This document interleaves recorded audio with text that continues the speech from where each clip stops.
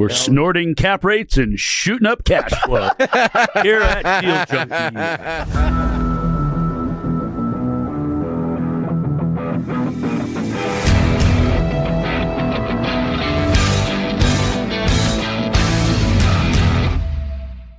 Welcome back to Deal Junkies. Man, I love saying that. Can I say it again? Can you let Mike try the intro? Mike, I heard Mike do the intro when I was gone. Welcome back to Deal Junkies. Welcome back. Welcome back. Well, that vibrated. Oh, man. We are so happy. This is our happy place. I'm Gabe Johansson. I'm here not with Dane McKinney because Dane is missing in action again. You know what Dane did? He went he go? From Coachella To Maui.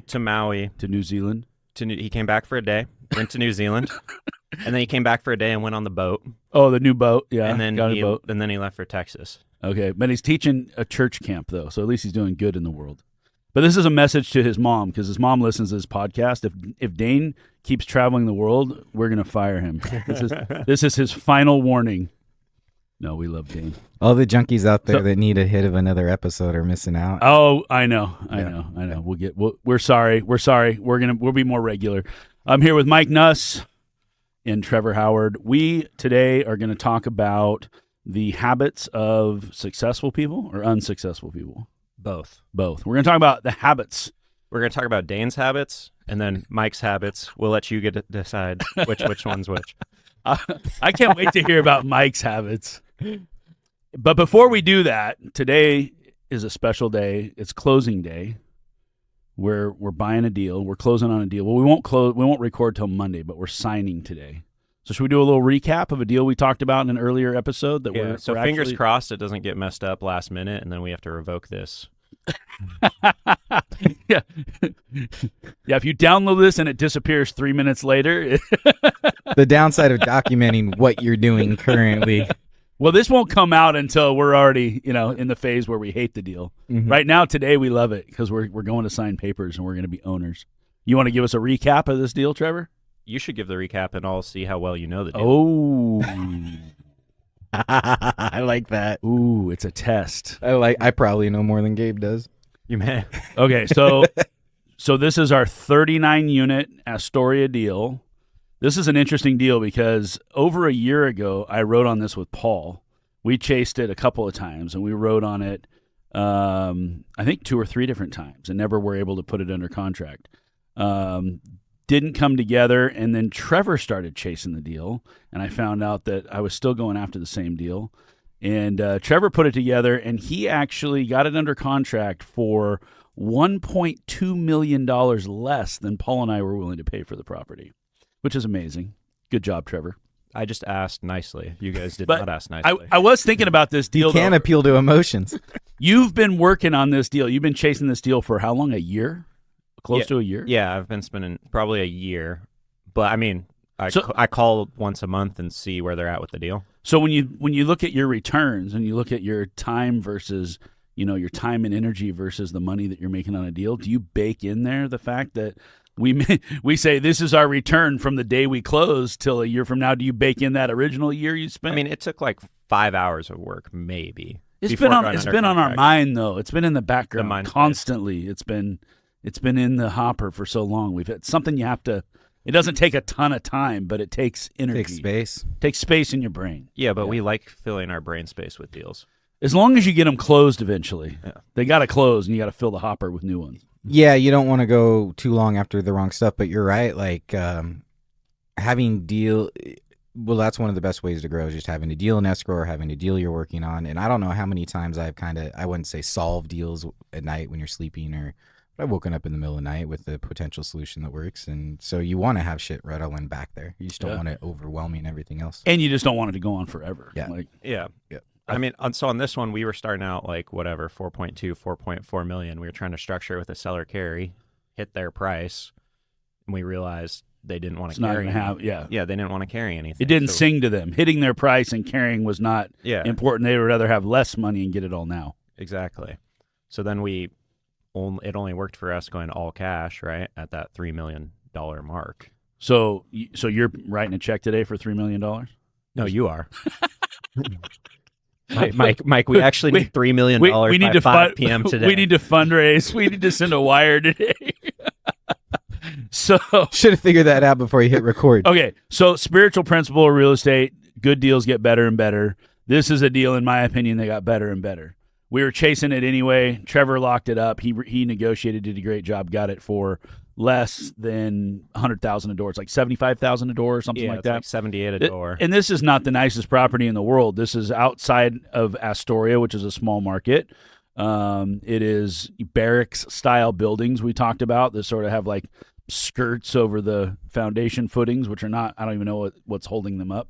No, it has really good foundations. They're real foundations. There's some posts. There's some piers. They're built in a different style than what you would see a normal building built, but it's on a lot of, it's kind of on some acreage, and I don't know. It's not something in today's world you would go build. It's post-war housing or something like that, right? So It's old stuff, 100-year-old stuff. Yeah, not quite 100, but it's old. Okay. So tell us a little bit about when you came to the conclusion that you're going to have to buy it with cash. How did you realize that this was going to work? So we thought we were originally going to go hard money and get a 90% loan, 100% financing on the rehab of it, because we thought we had to put about $1 million into this thing. So in that case, you would take $300,000 down, finance 2.7, and then we needed to put $1 million in. They'd loan you the other $1 million. Maybe give us 90% on the construction loan too. So maybe $400 all in-ish plus some loan fees. And you're thinking this thing's obviously worth more than $4 million after it's fixed up. I came up with, my number was $6.5 million once you hit market rate rents and get it all fixed up. Appraisers' numbers, they came in, and the bank came in at 6.8. Okay. As finished. As finished, as stabilized. Yeah. 6.8. Mm-hmm. So you had a $3 million deal under contract that's going to be worth 6.8 after you put $1 million into it? Yeah. So now you just got to go find the money. Yes. So we thought we only needed $400,000, right? Which wasn't that hard to get. We had that lined up. 400? I thought it was only 300. 300 to 400. I thought I could get that financing. Oh, a little cushion in there. Mm-hmm. Okay. So I thought I could get that hard money loan at that leverage. But the whole problem we were running into is with a hard money lender, right? They'll base it off of, they'll do like 75% on the front end, but they'll do up to 90% of loan to cost on appraised value. So we didn't have an appraisal yet. Mm. So I thought it would appraise for more, but I thought we'd only get that 75% loan mark potentially, depending on what appraiser comes in at. Because when an appraiser looks at your contract, they're just typically hitting that contract price. They have no incentive to go over on it. Mm-hmm. So I was worried about that, and then they wouldn't let me order my appraisal ahead of time. So we ended up... Yeah, why? You're talking about the bank won't let you order. The hard money lender wouldn't. It turns out they would have, I think, but they, for whatever reason, didn't want us to. What I've been told before is that they don't like to do that because then you're spending money on a deal that they haven't quite committed to yet, and they feel like you might hold them liable for, writing you a $5,000 check or something if they just say, we don't want to do the deal. They feel like there's sort of a soft commit in there when they say, let's go to appraisal. Right? Mm-hmm. Maybe. I don't know. But we ended up doing conventional financing, or somewhat conventional, so a construction to perm debt on it, which we like. So we don't like hard money because you have your clock. You're on the clock for 2 years. It comes in handy. It does. I would prefer not to have it if I have That's why it's called hard money. It's not the first place you go. So we got a 75% loan on the acquisition plus 100% of it, 100% of the rehab funded through this construction loan. So now you need how much? You need 750 down? Yes, roughly. And then they're going to give you 100% of your $1 million rehab. Correct. Okay. So now all you have to do is find 750 now. Yeah. Well, actually, I take that back. They were only giving us 75% of the rehab also. Oh. But they would front the first 75% of it, and we had to come in on the back end. Okay. And our partner, Mark, is a construction guy and thinks we came up with the $1 million budget. We made it as conservative as possible so we could make sure we have enough money, all the numbers work, and he thinks he can potentially come in for less than $1 million. Mm-hmm. So maybe 750 or less, and we don't have to come in the end if he can get it done for. Yeah, we'll see. He said he can. So there's sweat equity right there. I mean, if you go out and borrow $1 million in rehab funds and they like your budget, it all lines up. But you got a guy that can get that done for $500,000 or 750. Pretty cool, yeah. And they're giving you the draw money up front because a lot of these construction loans, you got to come in first, and your money gets spent first, and then they let you start taking your drawdown line. Yeah. So we came in with, what is that, the 750 to close or whatever it is. Is that something they always offered No. naturally, or did we convince them to do that? Is that a negotiation? For pay it on the front end? Yeah. No, typically you're coming in with my understanding. I haven't done a ton of these, but Mike, you may. No, it's a huge benefit. The way you structure that's a Yeah, huge But benefit. that's what I'm But asking. Is that but like it's unique. I don't is think- that a I've never program seen in it. their brochure, or is that like you guys negotiated that special? I think we just asked. The only They time said I've yes. seen that is there's a lender in town that will allow you to take a $30,000 draw on little single family flips ahead of time. So this is a case where the lender really trusts us Yep. in our scope of work and our partnership. Yeah, and our track record and doing other deals Okay. similar size. So that comes in handy. Not everybody would get that if they asked. Yeah, and I this don't- is I a don't- local, like a community bank. This is a credit union. Mm-hmm. So yeah, but the coolest part about this loan, so it has a construction to perm with what's it called? What did it? I can't- Oh, an earnout? An earnout, yes. So it has an earnout, meaning once we hit that 6.5 or $6.8 million valuation, they will let us earn all the money we've put in back out of the deal, All our cash? all our cash back out. Down, Because down, it- down because- payment and rehab funds, or just rehab funds? all of it, because it will debt cover on the rate we're doing if we hit that NOI. So it's a built-in burr. Yes. They're gonna add a second to the first. They're or adding a second. They're modifying. They're adding a second Behind immediately. themselves? Yeah. Oh, for does the that- construction, Oh, okay, I see. right? And does the earnout just be? Oh. The earnout will. I can't remember. We talked to the dude. Well, it about rolls to a perm. Oh. So they'll just release money at the perm. Yeah. So either they could give us. So they'll restructure the debt, right, Mm-hmm. and put a new loan encompassing both of them, or they'll place more liens on it. I believe. Is that second? Well, no, it won't be more liens. They'll just Could that second be more like a line of credit to where you earn it out and then they extend more on that line of credit? So the second right now is just for the construction. So we have the first position loan for what? Yeah, but I'm getting at, let's say we need the $1 million for construction, Mhm. right? And they give you $1 million line in second position. You spend down that $1 million line, and Mhm. now it debt covers to do a $2 million line. And Yeah. they could just extend that $1 million to $2 million line in second Yeah. position. You could always have your first, Correct. but now I can't you remem- could draw down another $1 million out of it. I don't know, I can't remember the exact. Yes. but it's similar concept. Same idea. The idea is just you get all your money back out. I can't remember the exact mechanism, whether we're rolling into a new full first deed. And you really don't care. You just. I don't know. I didn't care because it doesn't matter to us. But we get to Gabe's earn. like, it matters. No, I don't think it does. He's like, I want a line of credit. Let's go.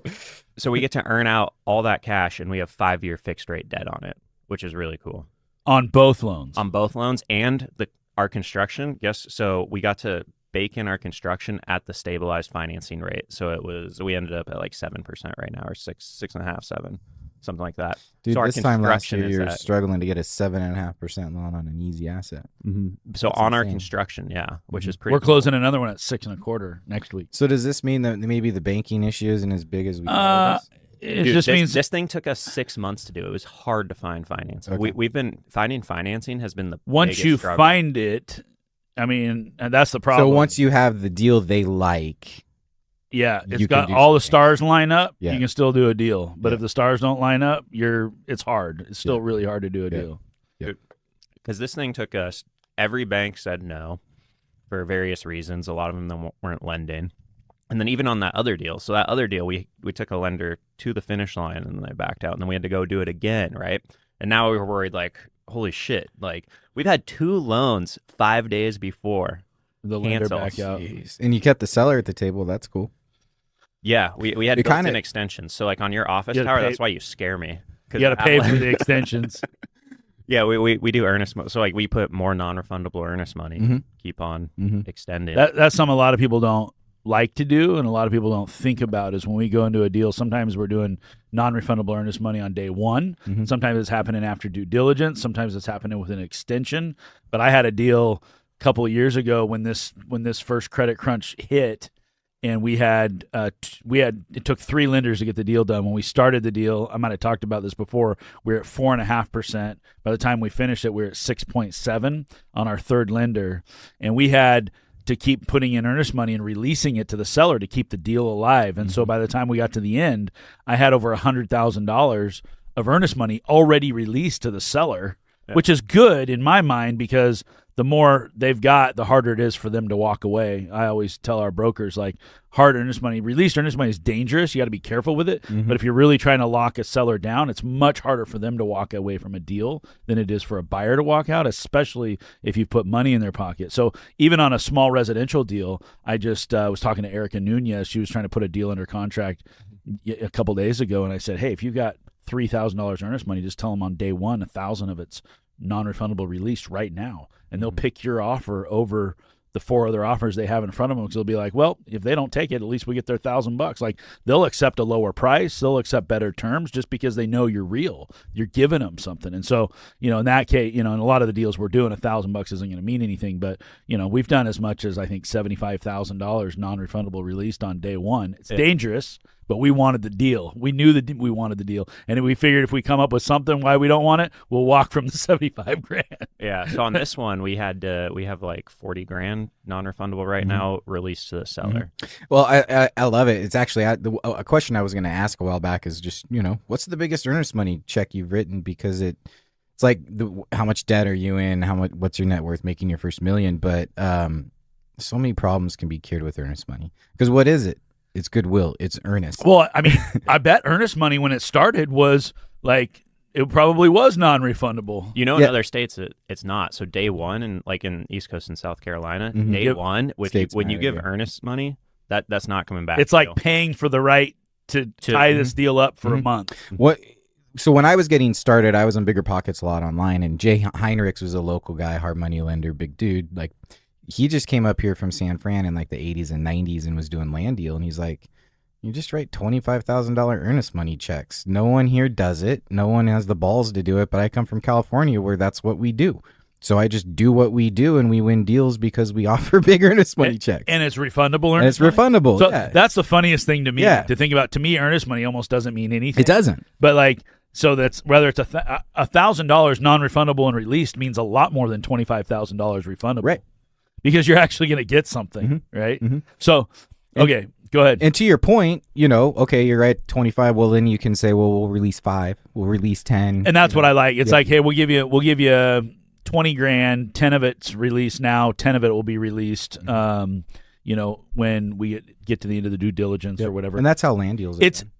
As a buyer, I like it. When I represent as a broker, I don't like it as much because we've actually recommended to some of our clients before, like, hey, if you're going to win this deal, this is what you got to do. And then we find out the thing was advertised improperly and it's not what they told us it was, and that sort of a thing. And then, we step in and go, oh, now we got to cover their earnest money for them because we feel like we put them in that position. Okay. So I don't advise our brokers to always recommend that. But if you're an investor out there listening, put your money where your mouth is. You want to win a deal, win it on terms. You don't necessarily need to be the highest price. Most of the time, I would say most of the time if there's 10 offers, we're in the bottom 3 on price, but our terms are better than everybody else. That's not true. We're usually in the top 1% on price. Well, it depends on what kind of offer it is. Yeah. If it's seller carry, you're going to carry the whole thing. Yeah, we'll be top of market on price. My favorite thing is never put in earnest money, and it's always refundable, and you put it in like 5 days before close. Sound like a wholesaler. Yeah, it never actually goes in until your down payment comes in. Yeah, it's never actually hard until the close date. So go back to the deal for a second. This is so you've got the loan. It's a great loan.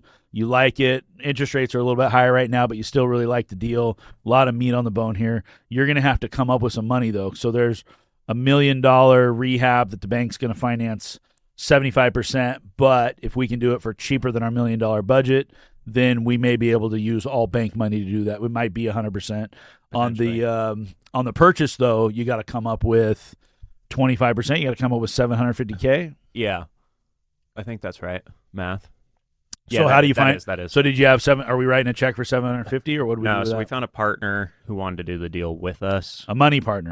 So we have so we're doing a value add deal with a contractor partner, and now we need money, so we go pick up a money partner. Yep. Okay. So we get a money partner. How we ended up structuring it was 150 from our group for 50% ownership, 150 from our money partner for 50% ownership, and then he is preferred equity for the rest of the money that's needed throughout the project. So he's paying for whatever's left over in down payment? And down payment. Plus, he'll give us more money. So if we need it to get the project done. To get the project done. If Or Mark can't to bring go. the cost down. Yeah, or to go build more because there's extra land. So he's a partner in the deal that's sort of a baked-in safety net for money if we need it. And so this is he's a background of 400, but potentially more? He'll go up to $1 million. Yes. So he likes the deal. He loves the deal. He's going to do so good on this deal. Check this out. This is a killer deal for this dude. So yeah, we need more people to listen to this because we gave away a lot on this deal. This is an insane deal for him. So okay, so he gets 50% interest and preferred equity. Dude, and let me tell you. Let me tell you. So we're coming in. We're doing everything. No, don't tell me. So we're doing all the work. We found the deal. We're doing everything, right? We're bringing 150 grand in, so we have skin in the game still. Mm-hmm. So he has less downside there. He's bringing us 150. He's getting 15% pref equity on his money that he puts in, plus owns half of the deal. Most people would just do that 15% pref and own none of the deal even, and then that's still a killer return, right? Why are you doing it? Strategic partnership. Call Mark real quick. Ask him. No, we want this guy as a partner. We want him as a partner. Yeah. It is a win for us still, right? It's a good enough deal. There's enough meat on the bone. But honestly, we were a little late in the game to finding money. I don't think that you can find pref equity like that, like you're thinking. Like you just pay 15% pref equity. And no. So someone looking for a return, though, like someone looking for a return, we could have structured it way different. Like they could have taken 5 or 10% of the deal, not 50%. And then the pref, we could have done it a dozen different ways. We did it this way because it was easier to have one partner that has all the money. We wanted to do more future deals with this partner. And he opens a window to a world of fundraising that we don't have access to right now. Tell us what pref equity is.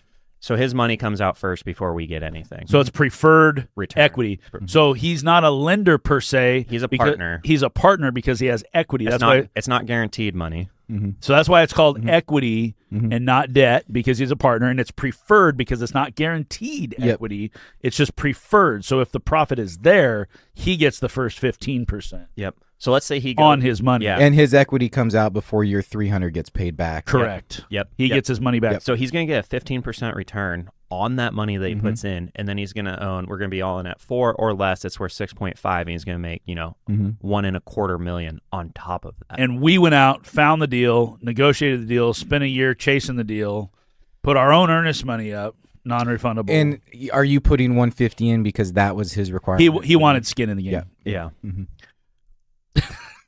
Dude, so that's his it's so secure for him. Yeah. He doesn't have to do anything. And that's an insane, like over 100% returns once it's finished if it executes. So anybody listening to this podcast that has money should do that deal. Yeah, so he's going to pull all his money out within 12 to 24 months with a 15% return on that front end money. And still own half of a $6.5 million asset. It's incredible. We should have been that guy. Right? Not us guys. Yeah. And that's why we want him in our life to show us how to properly structure a deal. We'll stop buying deals and we'll just go do that. So this is a deal that got better and better.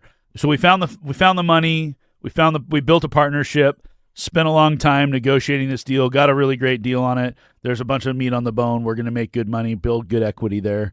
One of the things that we found is that a lot of times when you go spend that $1 million on the property, you're just cleaning up an old turd. It needs roofs, it needs siding, it needs whatever. And this place definitely needs some love. But one of the cool things is a lot of that money is going to be spent because there's a few units there that are just offline that need to be built out. Yeah. So we're actually going to have a 42 unit. So we get 3 bonus units. And it's not like, we got to go break ground and do, the shell is already there. Yeah, the shell's there, and we can build 3 additional units to it. Yeah. And then it's on acreage, so there's some additional land where we can add storage if we wanted, or more units and whatnot. And then our money partner will fund that if we want to go that route. Mm-hmm.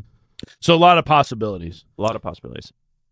That's really cool. And it appraised for $800,000 more as is. And are you concerned, because essentially your appraisal is based off the income, but the structure isn't a great structure because it's a barracks, it's more temporary. You're obviously doing a lot of capital, so you're going to extend the physical life. But is there any concern in the marketplace? I don't work in this marketplace. So is there concern that, income stream's great, but the product's shit?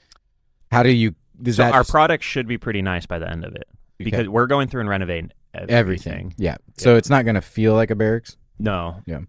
And it's a couple miles out of town, so it is a little bit rural, but it's outside of a town that I already own a lot of real estate in that I know and understand, and it's we're 100% occupied. Dude, and interesting parts are like brokerage. Brokers were giving us like quotes on different what they can rent these units for and whatnot, and they were like telling us like $1,800 to $2,200 How big are per the unit. units? It's like 600, 700 square Oh, feet. they're not small units. I was Not expecting super like small. It's when, Micro. They're not super small. no 600 square feet's big. It's a normal apartment size. Dude, that's the I'd say size it's of little a small for that's for a- a 2x1. Yeah, that's a bigger than a new construction. Yeah, they're doing a lot of small 500 stuff. square feet. But In Portland, yeah, Yeah, and they rent for not in freaking- Salem. yeah. So I mean, the number I came up with, I can't remember on the actual, but it was like $1,300 actually. for 2 1s and Yeah, 600 outside square of feet, town $2 and a foot. whatnot. Yeah. Oh, I've got. I mean, I think I'm a little conservative, but that's where I want to be at. yeah. Depending on, but they were telling us like $1,800 to $2,200 So from the again- property managers. Yeah, because people don't understand product and Yeah. livability, and like at the end of the day, people have to want to stay there. And you may get someone at 1,800, but are they going to be there when the lease expires?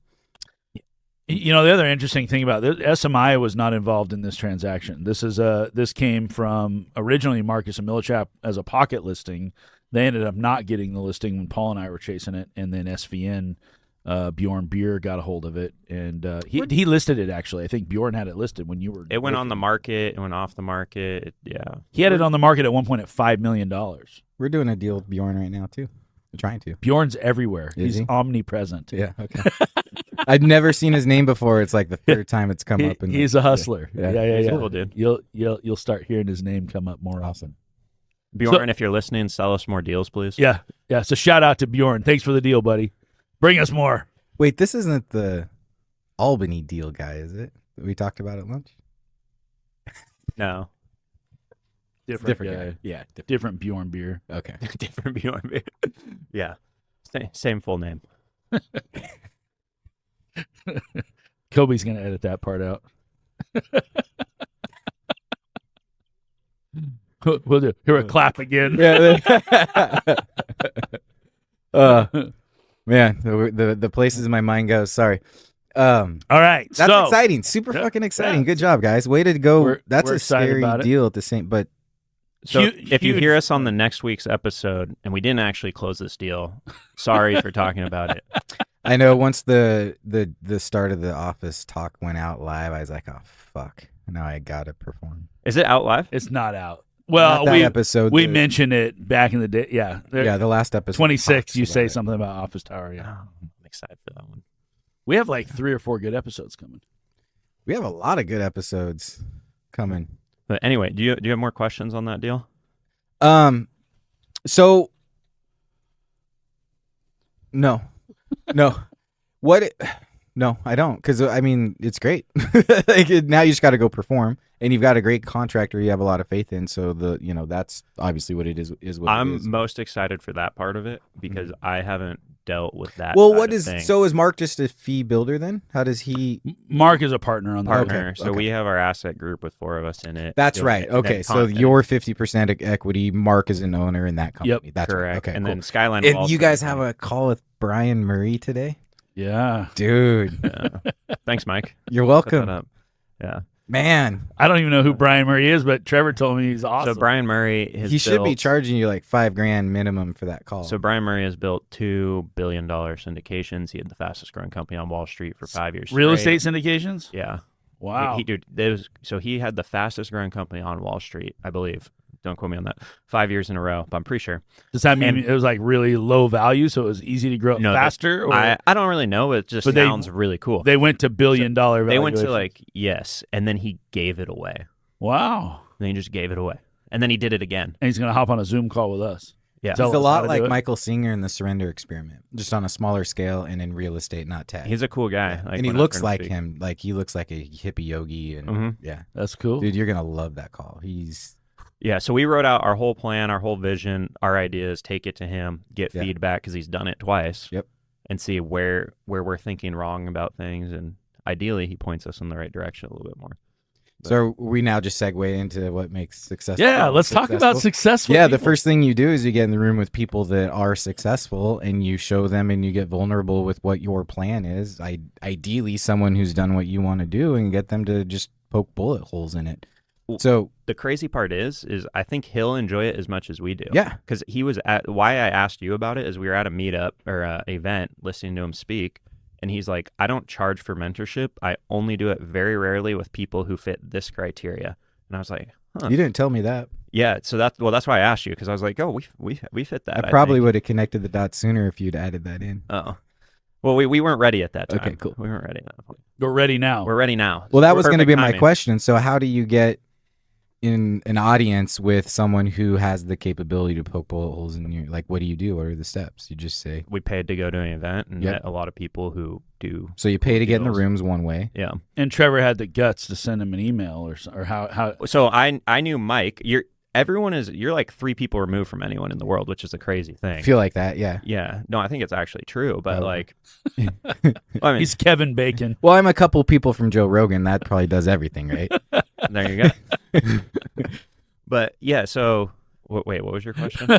How do you get in the room with people like how do you so get people to get an audience like that? Someone who's gonna give you their extremely valuable time. Yeah, so I went and first read every single one of his books. Mm-hmm. So I studied him. I studied all his content. I said, this is what then I knew you knew him, right? Mm-hmm. So I asked you for the intro to him, and I said, hey, Brian, not trying to waste your time. Here's exactly what I want to do. Here's what I've already done so far, and here's what I want to talk to you about. So it's very specific. Mm-hmm. So I think he appreciated that. Probably not. I wasn't just like, hey, can you help us buy some deals? You came to him with a clear statement of what you're asking for. Yeah. And then benefit I have and a lot of people have is if you're young buying real estate and people have already done it, they love it. They see themselves in you. Mm-hmm. Like Or they wish they would have started younger. Yeah, they're glad you're doing It's it. invigorating. they get inspiration from like people they're taking in their foot. Well, and there isn't even for people that like have success that aren't doing any type of mentorship. You probably have a shitty life, and that's one way to change it is just give your value away for free. Yeah. So like I took steps of like I saw what he was doing. I was like, this is super cool. He did this whole ultra running thing. I was like, that's super cool. Let me try that. So then I can connect with him on multiple levels, right? Yeah. Yeah, one of the most fulfilling things to me about real estate is the mentorship. Being able to have somebody like a Paul Curley feed into my life, and then to be able to pass it on to Trevor and other Dane and everybody else. It's enriching. Mm-hmm. It's very fulfilling. And you have to be better to do that. You have Not everybody likes it though. I was just talking to Paul yesterday. He goes, "Hey, I'm sorry I didn't make the meetup." He goes, "I got tied up doing something." Paul else. Curley? Yeah, and he said, he was going to come? And then he said, "And I want to be there with you guys." He goes, "But when I come, everybody is trying to get their hooks into me. Like everybody wants to everybody, because everybody now knows the deal. It's like find the most successful guy in the room and go hit him up and say, hey, can I buy you dinner? Can I buy you coffee? Whatever." Yeah. And, I just said, hey, if you're into it, do it. Like he hangs out with Kyle Hansen and he's got some of these guys, and he enjoys doing it. He's just an introvert. It's just draining for him. And so the words are saying, I'm exhausted from this. And I know I'm going to be exhausted. He's not looking to be reinvigorated the way I am and the way you are, Mike. Yeah. We're looking, we're like a quarter or half a way through our process, and we sort of need somebody to come along and put some nitro in us so that we can keep going. Whereas Paul's like, hey, I'm 74 years old, I've already done it, I'm having fun, I want to do deals and I want to hang out with you guys, but he's not looking for new energy to go do new things at this point. Yep. I was curious your thoughts. So people that are unsuccessful, so we have all these people that come to these meetups and whatnot, and they tell us about buying deals. And we have this offering of like, we will literally walk you through all the steps and you will buy a deal and we guarantee it. And they still don't do it. And I'm just thinking in my mind, like, they're telling me these things they're trying to do. I'm like, I have this thing that fits exactly what you want to do.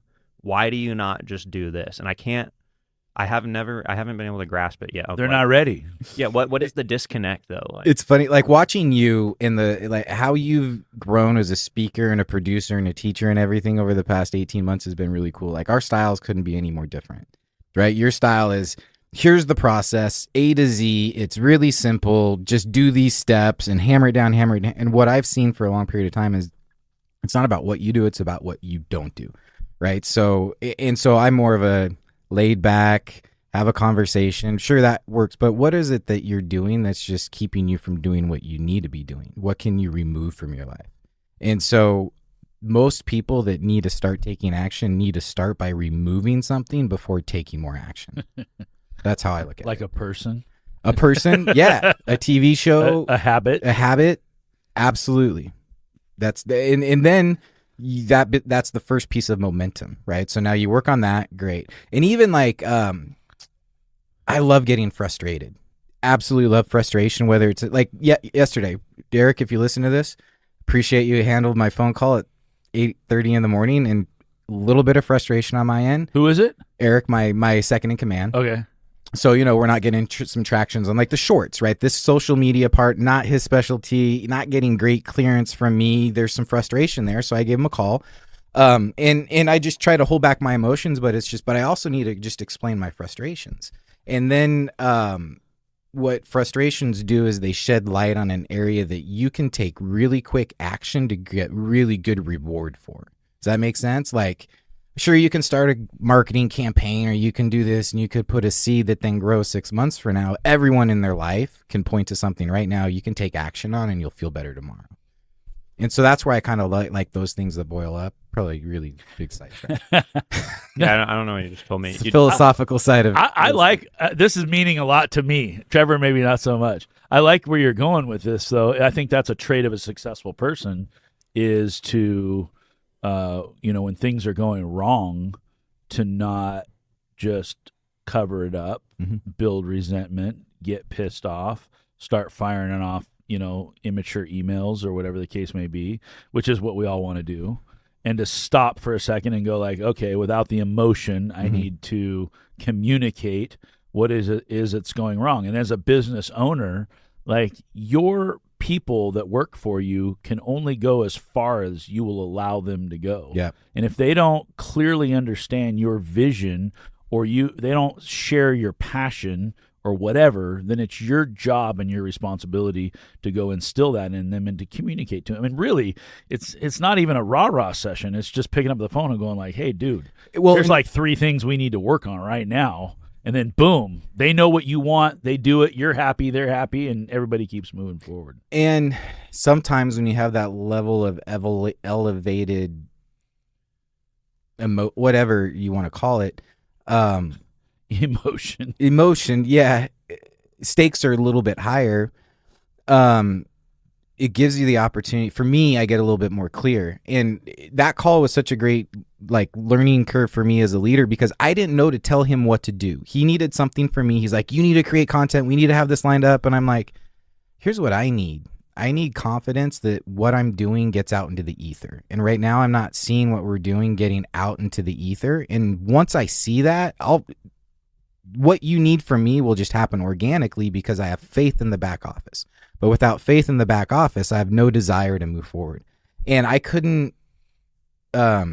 relay that thought process to him, my inner feelings, how I work and my mindset and what makes me successful. I didn't know how to relay it until there's this level of frustration that boiled up to like, no, stop asking me for this, because that's not going to help me. It may help you, but what you really need to do is get this going, and then I will backfill that. Sounds So like you need some delayed gratification. Yeah, well, he needed some faith that I would come through at the same time. I think what Mike just hit on is probably the number one most important thing if you want to become successful, and that is communication. Whether that's in your marriage, it's in your job, it's in your business, it's in your investment career, talking to your brokers or talking to whoever you're talking to in your day. Communication is underrated. And I see we live in a world today where we have Chat GPT, we have spell check, we have grammar check, we have pretty much every cheat system on the planet to make you sound like a genius. And I get like 100 emails today that look like they're written by a 3rd grader. People don't know how to spell. People don't know how to punctuate. People don't understand grammar. I mean, it's like, one time I had a client, he called me up and he said, I'm going to pick you to sell my property for me, and this is going to be a weird reason why. I said, why? He said, you sent me the best email I've ever seen in my life before. He said, you should get an award for how you write email. And my emails are pretty short and sweet. Had a beginning, middle, and end. It was just, I just communicated. Well, I will say this, though. The email, when I hit send and it comes through to you, it looks pretty simple. Like, it didn't take me very long.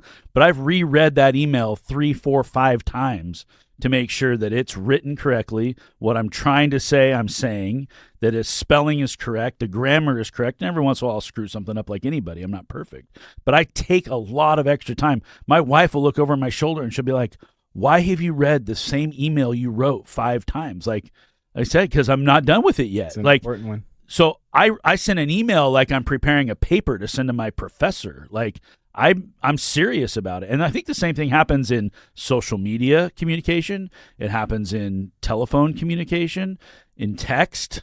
Text is the worst. You get a text from somebody. Oh, Mike knows. If we didn't have emojis, like, the world would collapse. Voice to text. People do not know how to communicate what they're trying to really say in a text. Yeah, this is something you get on us about, or not get on us about, but you let us know. Like, I put them over my knee. We are not clear, right? Well, you see me and Dane doing. Yeah, I go, what do you mean by this? Yeah, and that's what I was gonna say.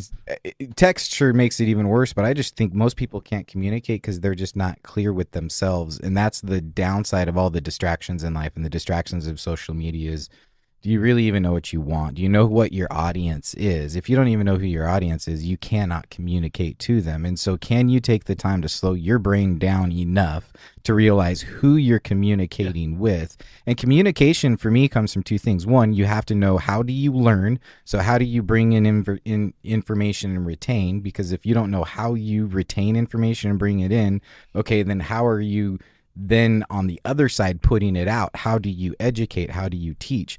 And where this really, again, knowing yourself. And so, like, for example, when people talk about inner work, to me, it's just knowing yourself. For me, I am a low fact finder. It's easy for me to retain information. I like it visually. I like it kinetically. If I can get those 2 things, I'm going to get everything I need. On the flip side, as an educator, I'm an oral educator, and I'm very slow. And I'm high fat. So I drive myself crazy when I listen to myself. Does that make sense? Yeah, you drive us crazy. I probably do. I have more. No, actually, I was listening to reruns. I was listening to I love listening to Mike talk. Oh, thank you. I like to listen to it twice so I can understand what you're saying. You talk over my head. That's he'll group chat. That's my to biggest go listen complaint. to him again. Go listen to this. I just love how Dane points out the fact that I'm an asshole in the way I communicate sometimes. I like to set myself up to look smarter. So success. So we all define success a little bit different. And I'll be honest with you. I mean, I deal with people that make a lot of money, and they'll still send me an email. It looks like it came from a 5-year-old. Like, I don't know if it's talk to text or talks to email. I guess what I'm getting at, I'm starting to sound like an old man a little bit. I'm 48 years old, but I'm starting to already see why old men talk the way that old men talk, because I'm like, back in the day, we would have actually read that email first before we sent it. We wouldn't have sent that garbage out, wasting everybody's time. We're now at an age where there's 2 generations behind us that are now in the professional status, right? So when we were that generation, it didn't matter to us. When there's 1 generation that's younger than us, it doesn't matter. Now when we're 2 generations separated in the level of tech, like, it's just, you can only keep up with so much level of change. And you're just explaining a level of change. The older you get, more has happened, the more patience you have to have. Well, and you pointed out something important, Mike, when you said know your audience. And so maybe 2 25-year-olds texting with each other know exactly what they're saying. No, I don't know what Dane says. Not very clear. It's something we can all work on, but I personally feel like if you can't send an email, then if you want to be successful, go figure out how to send email. Go learn to be a writer. Take a writing class. People write in kind of their voice. So they're whatever, like Mike's saying, if you have a streaming thought in your head, you're sort of just writing it out the way it's coming out of your brain. But once it's out, don't hit send. Go back and look at what your brain, puked out onto the screen and edit it. Like, cut and paste and grammar, spell check. There's buttons you can hit. Or just tell ChatGPT to write your email for you and just say, ChatGPT, send Mike an email that says this, and let it write it for you. Yeah. So communication, big thing you see in successful people. I see delayed gratification. I feel like that's another big one. I don't know if you have. Sure. Yeah, have talk something else to say? about gratification. I was hoping to just throw it out there and you talk about it. Actually, Well, okay. Well, you talked about how you teach a class. You've got 100+ people sitting in a room, and you're showing them exactly what they need to do. If you're defining success as going to do a deal, which we're deal junkies, so that's what we think is successful. Even if it's a bad deal, you're successful in our eyes. So Hell yeah. you did a deal. You're going to That's be all way we more care about. successful down the road. Just wait. Next deal is going to be so much better. So you've got an audience full of, you got a room full. I see some guys in the room and gals that are around that own stuff that have been around for a while. But I would say the overwhelming majority are first-time investors or people who own less than 5 units. Mm-hmm. And so they're wanting to get in the game. They're interested in it. They're there to network. They're there to learn. And they're scared as shit. And they want to go do a deal. They don't really know how to do that deal. And so they're hoping to gather the information. And so how many of those people are going to take your information and go do a deal? And to your point, you feel like there's not a lot of immediately everybody out in the room should go put something under contract this week. That's not going to happen because not everybody's ready for it yet. But that would be what in your mind you're like, well, why wouldn't you do it? Well, I was talking delayed gratification, but we'll get to that next. So, but I'm talking about it too because those people that show up in that room, they want instant gratification. They don't want a deal. They want a better car. They want a better house. Yeah. They want to go on vacation. They don't want to work their shitty job anymore. They want financial freedom. Their why is much more pure than our why because their why is still what our why was when we got into real estate. Then once you get in, you sort of forget why you got here, and then you just get addicted to doing deals and you do deals. But when you're back in that stage of life, you're not happy. You're not going from Coachella to Maui to New Zealand to Texas, wherever the hell Dane is right now, teaching it a Bible class. And so you're going I want that life. You're listening right now to us talking about this stuff, and we're talking about, oh my God, I put $75,000 earnest money down on a deal, and Dane's traveling all over the planet. We're doing things on some level, it's sort of arrogant for us to even talk about it because we're just sort of assuming that everybody does the things that we do, and it's not true. Before we got into real estate, at least for me anyway, my life was nothing compared to what it is right now. It was not even close. And I wanted something. I didn't want deals. I wanted to be able to pay my bills and feed my kids and be able to go on a vacation and be able to maybe not work quite as hard as I was working or something. I mean, there were things in my life that I wanted to change. So when you try to give somebody ownership, you try to give somebody here is the answer, you need to hold assets, it goes right over their head. They get glossy-eyed because that sounds cool. Yeah, someday I want to own a building, but first I'd really like to quit my job at the state.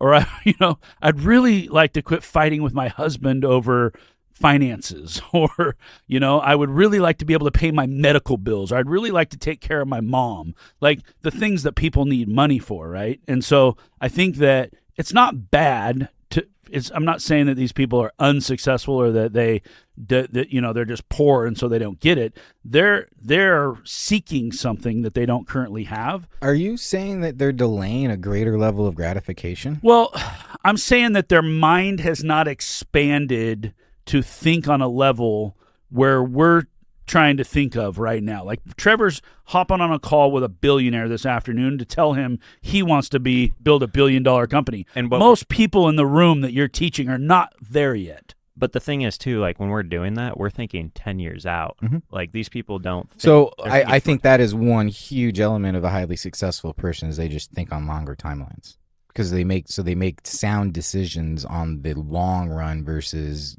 quick decisions in the short run. But when you're in it, when your electricity's about to get shut off, or you're trying to figure out how to fix your credit, or whatever the case may be, you may show up on the real estate scene because Trevor's doing a great job marketing a meetup. Yep. But you might have walked into that room, 3 years before you're ready to get in the game.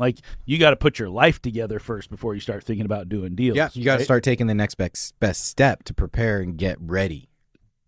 ready by our aim. I think that all of us are at a different stage. I think all of us, what I would challenge everybody to do is think bigger, think in a longer timeline, think with delayed gratification. But I can tell you from an employee mindset, we talk about scarcity mindset, we talk about employee mindset, we talk about people that don't really want to be owners or take risk.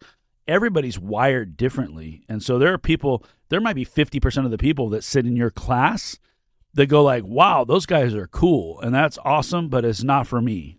I need to have a stable income and I need to make sure my health insurance is covered because I can't go out and take those risks and be the kind of cowboy that Trevor's being. The other thing is you didn't go out and get married when you're 17 years old and have 3 kids by the time you're 24 and have to support a family. You're Trevor, and you can do whatever you want. Dane can go do whatever he wants, and if you guys burn it all to the ground, you don't care. Yep. You're just going to start over. You don't have other people in your life yet that rely on you, and once you have that, it's a lot harder to make that leap and go like, oh, I'm going to be a big thinker, and I'm going to go do a deal. Well, yeah, that's cool. We laugh about doing a bad deal, but that bad deal may mean like, you got to move out of your house and go live in an apartment with your kid, and now your kid doesn't get to go to the same school, and there's real life consequences to this stuff. It's not for us. It's just like, oh, Dane's going to go live in the fourplex in Albany. Okay, like you guys live a different lifestyle than the average person, I think. But you're successful. I think you're successful. But one of the things you did is you didn't run off and go do what I did. Yeah. And get married in high school. I was thinking in 10-year time frames even from when I started. Like I had a 10-year plan always, and then I just did it way faster every time. But I knew I was just committed to an outcome, and I was just going to do however long it took. But that's also a byproduct of knowing what's going to work for you, right? Yeah. I had a plan. I knew where I was at, and I thought about it. Well, that's the crazy part to me is like we can sit down with someone, you can sit down with someone because you've been through all these things and seen so many people do it. Like so many people don't ask for help. Oh, like I don't ask for help. That's one of my bad things about me, which is slowed down my growth curve significantly. Yeah, and people want to help you, and so many of these people don't ask or take help. Like dude, so asking for help is successful. Ask trait. for it is very rare, and then actually taking it and then do something with it. Yeah. Well, and that's why. So why does Paul like Kyle? Because he asks for help and he takes it. And then you see him, and then that shows up in his life, and that gets him excited, which then gets you excited, and then it's a reinforcing cycle. So there is sort of a thing that happens around real estate people and people that are interested into getting into real estate. I've noticed it's a different audience, it's a different crowd, definitely a different community than what you get in other industries. And so the people that want to be around us, that are interested in doing it, I think it's really good to be around it for a while. I mean, I wanted to do a deal in the worst way. I became a broker so I could do a deal. Then I went and I looked for deals every day, and I didn't buy my first shitty duplex for 3 years. I bought $100,000 duplex 3 years later, and guess what? I didn't even have the guts to buy it by myself. I had to buy it with my mentor and give him half of the deal. So when you take somebody through a class and you wonder why next week they're not putting a deal under contract, they're just not there yet. That's not even it. It's the first step that I don't see people take. What's the first step? Well, for them, an action step of literally sign up for this thing. Just literally put your name down on this list, and that is easiest step you can take. So what do they have to lose if they sign up? Nothing. Well, most people don't believe time. Their time. Could they be losing? They could lose 60 minutes of time. Could they lose? But so there's I think a lot of things play to it. One, it's too good to believe. A lot of it because there's just so much false marketing out there that makes it too good to believe for 90% of the time. So there's one of it. The other one is, well, I got to do this QR code and then I got to put my information in there. It's like, well, you're distracted before that's done. Two, they just aren't actually that level of committed. So like Gabe's pointing, they're just not ready. Yeah. I call it lottery thinking. One of my traits about unsuccessful people, I don't buy lottery tickets. I think the lottery is built to prey on the poor. And lottery thinking says that I'm not going to have to put forth a lot of effort. And then just randomly I'm going to hit a number and I'm going to have all this money. And then, it's really interesting to see these people who win the lottery. because within a couple of years they're at the same level or worse than they were before they won it. Yeah. Because the money doesn't solve the problem. It was them that was keeping them from having money. Which points to the next trait of successful people is they enjoy the process. And that's why they do it, is the process. Because if we lose it all, we keep doing it. Right. As long as we're playing the game, Yep. it's like Paul says, like win or lose, we're just happy to keep playing the game. Yeah, and if you don't enjoy the process, then you have a couple solutions. One, okay, well then how do you change the process so you do enjoy it? Or two, you got to look at the process of the means to the end, and you have to have so much desire in the means of the end to then justify how you do the process you don't like. I was probably 4 or 5 years in the business before I enjoyed the process. Mhm. Yeah. I didn't even know. My mentor was telling me, hey, you got to buy a deal. You got to buy a Look deal. at your two things, right? It's make friends and have fun. Well, Well, it takes a while to make friends does. before you can have fun. Yeah. Yeah. It takes a long time. He still hasn't made that many friends because we invited you to come on the boat with us and you wouldn't come. So we need more friends. We go out of the boat. Trevor and I are sitting on the boat. We're like, we thought when we bought a cool boat, we'd have more friends, but it's still just us. Then I posted it on Facebook, and everybody's like, oh, thanks a lot for the invite. Yeah. So apparently I need to post it on Facebook. Who wants to come out on the boat? That's exactly We'll have what like you need to 60 do. people try to pile on the boat. It's not a want thing by any means. To anyone out there who I say no to on a regular basis, sorry. We always ask Mike like 30 minutes before we leave. That's the other part. It's like, well, shit. Poor Mike. He's already drunk on the golf course somewhere. I'm like, they really don't care about me. They just want to ask a question to make it think like they care while they're rubbing my nose. And We didn't want you to come and we knew you couldn't, but we wanted to feel good about the invite. So we asked you last minute. Ask you last minute. That's what all my friends in Portland do as well. They know I won't accept it. They don't want me there. They just want to make me. We think do it. want you there, though. Thank you. Just to clear the air. All right. I want to talk about how people don't ask for help real quick. So I have Okay. an example. So there was one dude we were dealing with. His life was kind of falling apart when we were watching it, or he was telling us about it kind of, right? He bought all these deals and they're going to foreclosure. I don't even know the full story. And I was like, hey, man, if you email me a detailed thing of all these things, I'm probably like 80% confident I can walk you through it. I could get you out of this or give you helpful advice to the next step, worst case. And then doesn't even bother to send the email.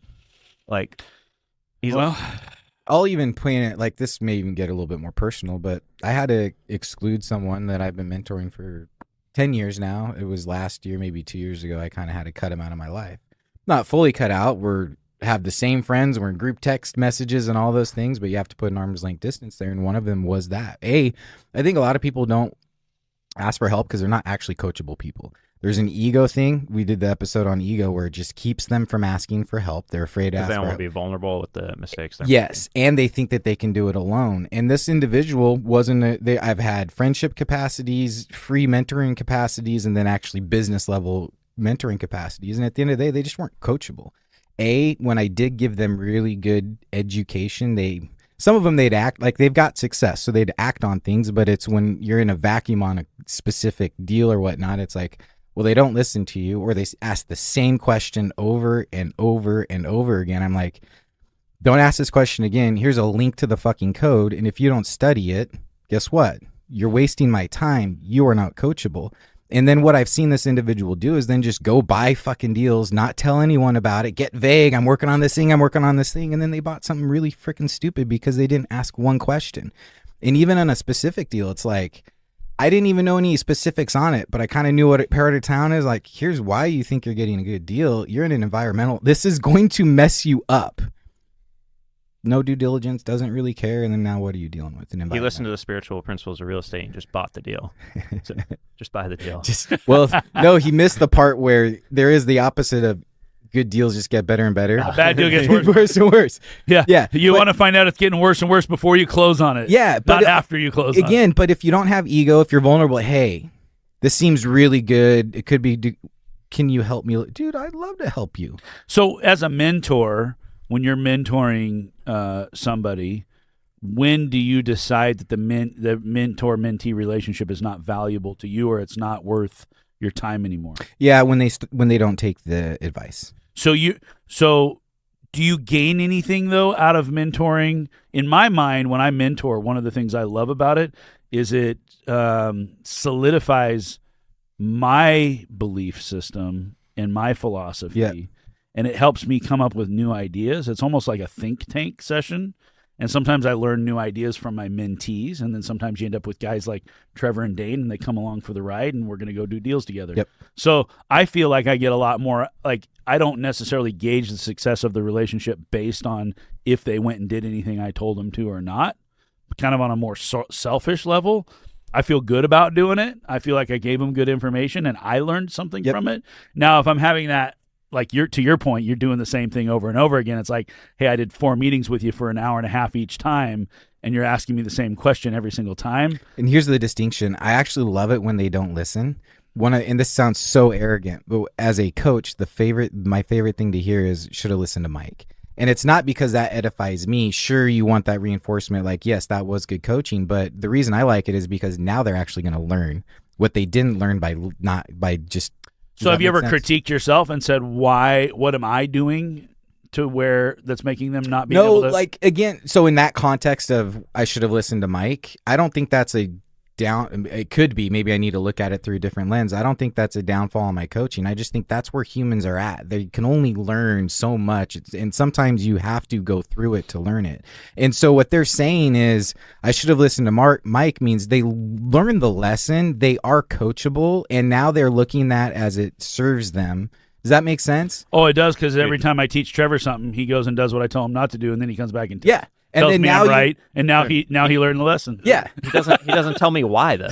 You gotta tell me why. So But now you know why. now I know. Okay, so that's and then now you're a better coach, he's a better student, and then you're all through. And that's what I love about a difference between a mentor and a coach. You're talking about mentorship, not coaching. A coach is hired for a specific purpose, and then they're fired when they've done that purpose. A mentor is always growing, and then the mentor-mentee just continues to grow.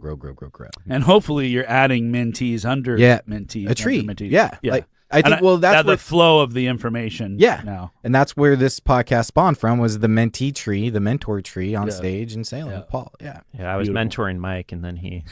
I'm just kidding. I was like, dude, this is the tree of life. Dude, yeah, speaking of lessons, so Chad asked me how much money I'd lost on a deal before or something at the meetup. Yep. That money, the $250,000 or whatever that I was talking about, Gabe told me not to do that.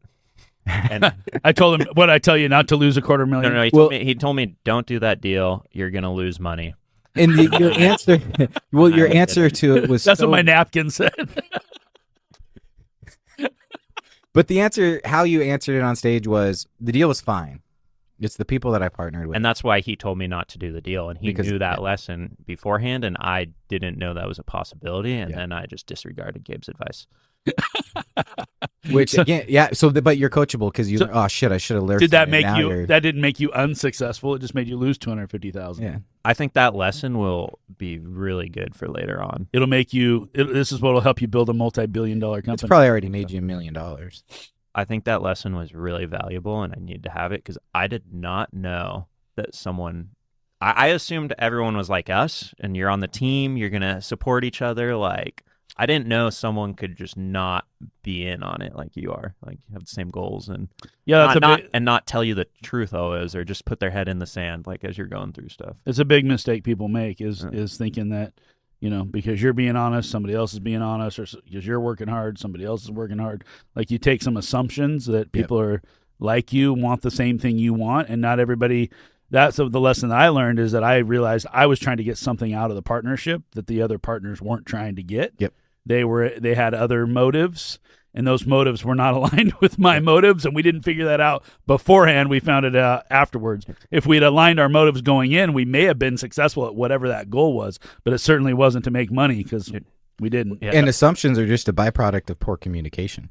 And that's the best part, is when you partner with someone bad based on poor communications and assumptions, guess what you become? Better communicator. I didn't understand red flags either ahead of time. Like, there were so many reasons why I shouldn't have gone into that. Well, that's looking back on, I'm like, why did that was just terrible thought process on my part of things I should have seen and known and done. But it also taught me that deal, how it went that poorly still worked out okay. Like, there was still enough buffer room. Well, and there were silver linings, like there are to anything. But that's a byproduct of being smart and then doing what you need to do to get to the end. Like, if you don't finish the deal, you don't get any of that.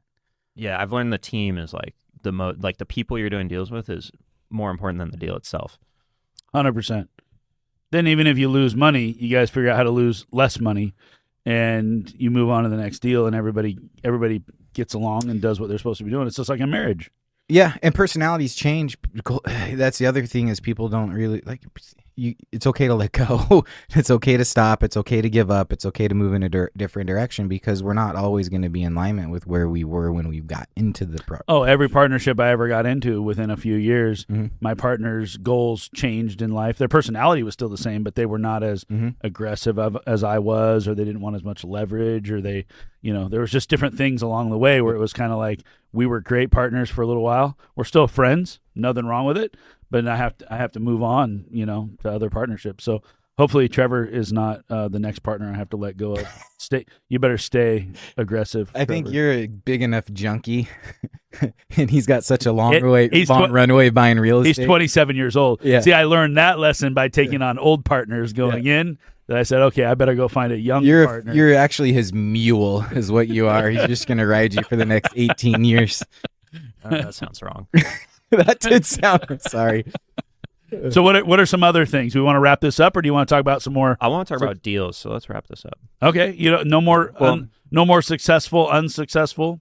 I would say this, behaviors and patterns, those don't freaking matter. Like waking up early, staying up late, meditate. Like you do what's good for you at the time. It changes.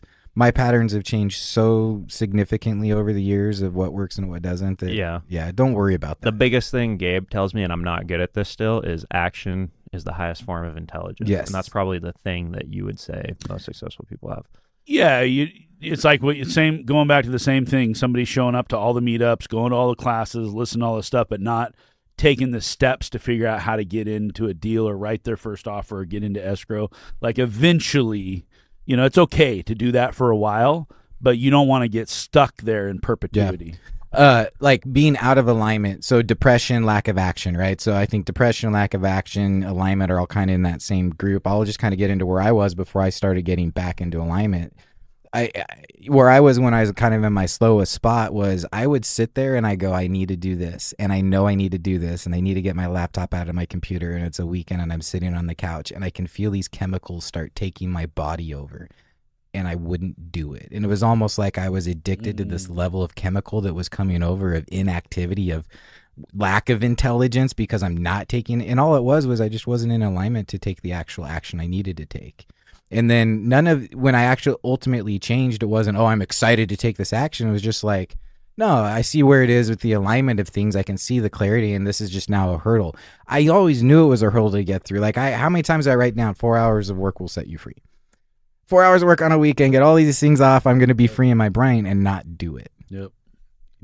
So there's that's kind of procrastination or instant gratification. Like I'd rather sit on the couch and watch this TV show or go screw off, or there's a lot of things you can do in your life that are not good for you and not productive. People get comfortable in what they're doing and then are scared of the change of it too. But then look at somebody who's really happy and their life is rich and fulfilled, and they go to the bar on the weekend and they watch every TV show there is, and they go to the movies and they do whatever they do. I mean, there are a lot of people out there just living normal lives, working normal jobs, doing normal things, and they love.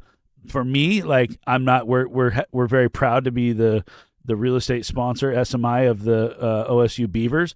I don't watch the games. Like I don't have time, and if I did have time, that's not what I would do. Like I think I have the opposite. It's probably a personality defect. Is I can't go play golf or sit and watch a sports game because I start to get anxiety. Like what you were talking about, sitting on the couch and having depression roll over you. I get the opposite when I'm not being productive. And literally I'd be sitting on the golf cart going like, I've got to send some emails. I'd go sit down and send 15 emails to calm myself down. Like I got a screw loose. You got a problem. But I mean, it is a problem because you should be able to have, I see normal people do normal things, and at times I'm jealous because I'm like, you know what? That's probably okay. Yeah. You don't need to go build a multi-billion-dollar company to be happy. That's just what we want to do because it sounds fun and it sounds challenging. Is it? And I don't know. Does it? I don't know. I mean, All I know is if I sat down to watch the Beavers, yay Beavers, they're going to Omaha. They're going to be hopefully world Dude, champions. If the Beavers and the Ducks played in the. That would be so cool. I don't even know what sports season it is. Baseball. Right now. It's World Series. We're College World Series. we're college baseball. Could it be the Beavers and the Ducks? Yeah, that could happen. They're both in the Super Regionals or whatever. Whatever. I'm all for it. I'm all for anybody who's into it. I think it's cool. But if I sat down to watch it, I would fall asleep in 3 minutes. But if we all went together, then we could talk about deals at the game. Those Beaver teams that Like won on the boat? Like on the boat, yeah. Those Beaver teams that won the call, dude, there were some games. I have no I idea. hate watching baseball, but there were some games. Okay, maybe if they play in the World Yeah, you're Championship. just record it and watch the last 2 Well, I innings. think they are playing. They won their 3 regional. Maybe they got to. They're in the Super Regional. So they got to go one more level to Yes, get up to into Omaha. Mike, I don't think so. care. I want to talk about action as the highest form of intelligence. Okay. Man.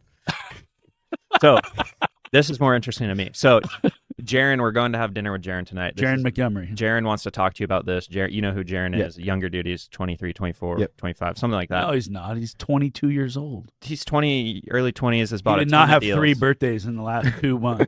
Okay, wait. Super young. Trevor does not have a spreadsheet with a calendar on it, apparently. Trevor just doesn't care. Super young. Bought a bunch of deals. It's impressive. He's trying to figure out how to make more money, and he's sitting at this point where he thinks of all these different things he can do, but he doesn't want to take action on any of them because he doesn't know which one is the right one to choose. Take all of them. Is that the answer? That is not the right answer. I was going to say that's easy. That's so not the right answer. Yeah, you have no clue what you want. You are not in alignment, so just get it all until you figure out what it is. Well, at least do half of them. Yeah, he's just not in alignment with what it is that he wants to do. So he's uncertain because he feels like I think he feels like he has to have the full picture first before taking any action. He's not inspired enough to take action. Yes, without- and then Yep. he knows himself, which is good. He knows himself well enough to know I'm not going to give effort if I don't know the full. This is why I don't like 10-year goals. Because unless you back it all the way down to what am I going to do in 10 minutes, it's worthless. But that's where I think it's helpful because he knows his 10-year goal is to make a bunch of money and do deals for himself. So I'm like, okay, great. Right now you're doing deals for yourself. You need to make more money. What are the ways you could make more money right now, and what is the next step there? But why does he even want to do it? Why does he want to make more money? And why does he want to do more deals? Why does he want to make more money? We'll ask him tonight. yeah, I don't know. This is why Mike talks about alignment. How are you ever going to get in alignment if you don't ask, why do I want to do this? Yep. I can't remember what his name. Because Trevor does it, and Trevor's cool, so I want to be like Well, Trevor. and I don't know Jaron hardly at all. He recognized me at Creekside, which was cool. And then I called him his dad's name. Because you're a celebrity. P. Nuss is a celebrity in Salem. The SMI jersey. I'm so excited to sport that. Oh, we're going to play softball together. Oh, this will be fun. Yeah. But okay, so going back to Jaron, you guys have mentioned in an episode while like he wants to separate himself from his dad. He doesn't want to be in the construction world anymore, right? Well, So Chad, if you're listening, no, that's not true. He loves Chad you. already He loves working for Chad you. already knows this. Yeah, Not okay. a secret. Not a secret. So part of the why is probably stepping outside of his dad's shadow to an extent. You can't. How do you quantify that? And I'm going to do real estate deals, right? So real estate deals are the means to an end. I think there's something forming with his dad, though, because Chad's really good at the construction side, and so is Jaron, but Jaron doesn't like it. Yeah. But He doesn't Jaron, like the TI part of it. So I have so many ideas where I'm like, why don't you just do this, and the two of them, he's got Chad now interested, and they're buying some buildings. And now Chad sees where this is going, and so Jaron can certainly take the value of MCG and what they do with construction, and he can go off and do a development arm of MCG. That's what I said he should do. Yes. Duh. Yeah. That's And why I was like, it's so clear. It is But if clear. you want to get out of your dad's shadow, that isn't he clear doesn't. at all. He doesn't. He's partnered with his dad. Right, Except but- for on the really good deals, he's partnered with me. But we all. How much does that piss Chad off? He doesn't know about it, but he listens to Deal Junkies, so he'll know about it. Oh, this gosh. episode now. But every one of us has this innate feeling in our DNA of we want to do it ourselves. We want to have this level of accomplishment. And I guarantee you there's this piece of that kind of exists. But it sounds like he's getting past it. If you can look at how do I partner with versus getting out of, that's a different. Yeah, he wants to do it. Like he wants to not be given anything. Yeah. Where I'm like, if it's not Chad, you're gonna find someone like Chad to do this with you anyway. Yeah. Like you're looking for it. But yeah, and I see this with some of my friends that were really wealthy that just grew up with wealth, where it's that ego part, right? Like I need to show I can do it myself. Or people always said I had it easy because this is where I came from. It's that privilege conversation. So Jaron's dad owns a construction company. His stepdad is one of the largest apartment developers in Salem. Yeah. So and he hangs out with us. Like, He's so been you a- can imagine he's going like, I got to get into this game on some angle. What's the best angle for me to get in on? but at the same time, everyone assumes he's in this box. Oh, of so course. he's put in this box, and he's dude. I call him Silver Spoon yeah. because he hates it. Oh yeah. That's the one thing you could call him anything but Silver Spoon, and he wouldn't care. So should I call him Silver he Spoon the does next not- time I see him? Well, and I understand where he's coming from because I Yeah. was a car dealer's Yeah. kid, and everybody thought I was rich because my dad owned a car dealership. Yep. Little did they know the car dealership didn't make any money, but I got to drive cool cars. And so it really meant a lot to me when I went out on my own to do real estate that I went out and made my own way, and I showed that I wasn't just a rich dealer's kid because I Yep. wasn't even rich anyway, Yep. right?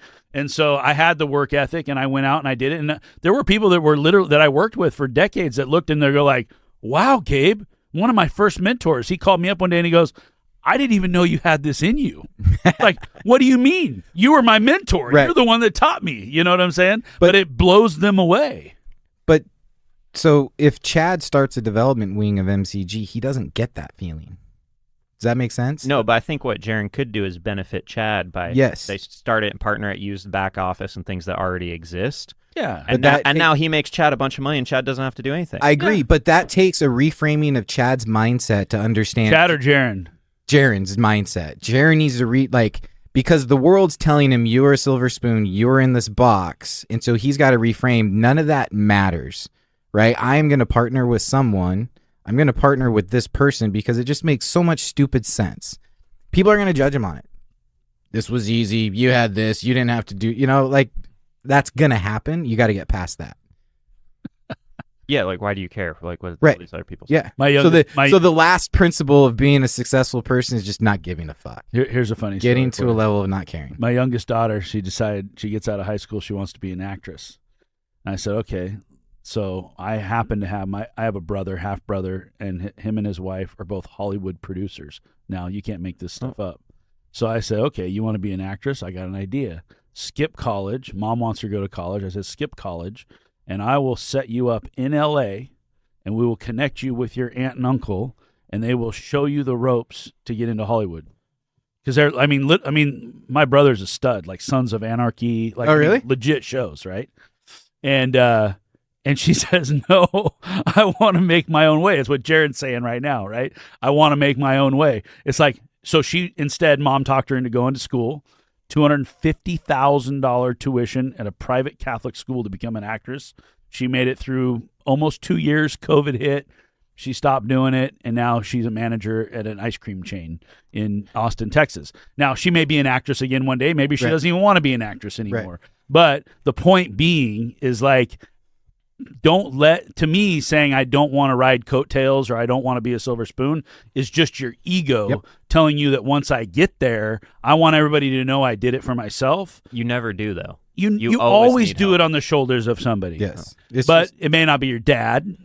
yes. And that was my same thing when I worked in a family business. And that's the part you aren't probably sensitive to, Trevor, is that Jaron is thinking, I want to make my own way in the world outside of Chad. And maybe that's, we'll talk to him tonight. But to me, Did they know they were going to be the subject of the end of this podcast? what I want to know, No idea. what I think is really interesting is we never defined success, like what success means to us. And I think everybody has to define success for themselves, right? And so success may mean making $1 billion, or it may just mean I get 8 hours of sleep every night and I grow a really cool garden. There's a lot of different, there's a lot of people that don't want what we want. They don't want deals. They don't even think, the people listening to this podcast probably want deals unless they just think we're cool. But there's a lot of people in the world that do not want the same thing that we want. They want something totally different. To me, if they're getting what they want out of life, then by all means do it. Now, a lot of people think what they want out of life is to have no responsibility. I can go sit on the beach the rest of my life. I can smoke weed. I can play golf. I can do whatever it is I want to do all the time. The reality of that is like your FIRE thing. You talk about financial independence, retire early. I'll shit on that one right now. Put that book in the fire because I think the first thing you're going to do as soon as you get there is you're going to be depressed, like Mike was talking about, sitting on the Identity couch. crisis. Now, I haven't read the book, so I'm sorry. No, it's a great thing to shit on. Shit on it. Don't sue me over this. But what I'm getting at is, like, if you want to become financially independent, you're not going to retire early. You might leave your state job early or your W-2 job early, or you might go do something that you really want to do instead of that, but you're not going to retire. Who the hell wants to retire anyway? What are we going to do? Go watch baseball? I can't watch baseball now. What am I going to do when I'm older? I won't be able to make it through 30 seconds before I fall asleep. It just won't be exciting enough, right? Well, and I think that's where individual success is not and should not be defined by mainstream media. It has to be defined by you. So if you're having fun and you're in your whole life, all you really want to do is play the lottery, just keep playing your lottery tickets, and one day maybe you'll win. And if that's success to you, and when you do, you can call. But if you're poor and you're living on welfare and you're buying lottery tickets and you're wondering why you don't have any money, well, there's one example of something you shouldn't be spending your money on. You're wasting $5 or whatever. How much does a lottery ticket cost? $1, $5, $10. I'm sure they got $20 lottery tickets now. All right, let's wrap it up. Do deals? Yeah. All right, these guys are falling asleep. It's been a lot of fun talking to you about deals and success. We are the Deal Junkies. We will see you next time.